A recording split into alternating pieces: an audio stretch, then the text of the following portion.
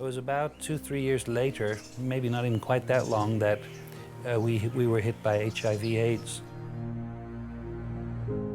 We heard that it was what they called slim, because if you got AIDS, you lost your weight, and no antiretrovirals. We found out later that we were one of the highest infection rates in the world, officially 27%, but it was more than that. And people started dying, and we started having funerals on a regular basis, and we also found out that we had the highest number of AIDS orphans in the world.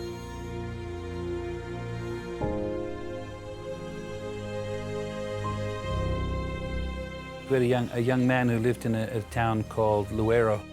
He said, come up and visit us. He said, I want you to meet this grandmother. She was 76, her husband had died, she had had 7 children, 6 of her own natural biological children had died. She had 26 of her own grandchildren living with her on that facility. She just began to break down. She said, I have no one to look after these kids. I'm old, I'm tired, I can't dig anymore. What am I going to do? And I said to her, don't worry about your children. We'll help you with your children. And it was a defining moment for me because I realized I couldn't pastor a great church and ignore the problems of the people.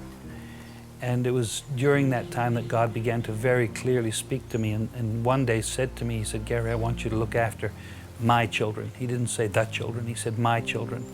Instantly I knew that it was the orphan, because the orphan, he's the father of the fatherless. And I knew I was to look after kids that had been orphaned as a result of, left parentless as a result of HIV/AIDS. And I argued with God. I said, I'm not interested. I don't want to look after kids. Kids pee their pants, they flatulate, I want to preach. I want to pastor.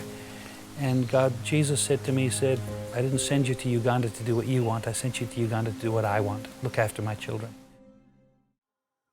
Our Watoto village is a small community that raises a child holistically. One, we provide the basic needs that anybody would receive in a family.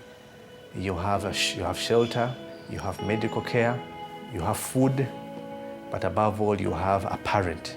In this case, it's a mother who is widowed, who comes with 2 of her biological children, and we give her 6 other children that she can raise. So it's a total of 8 children and a mother in a home.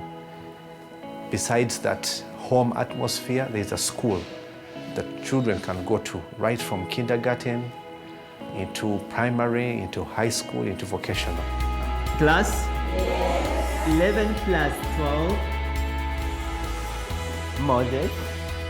11 plus 12 equals to 23. Thank you very much. That's a good answer.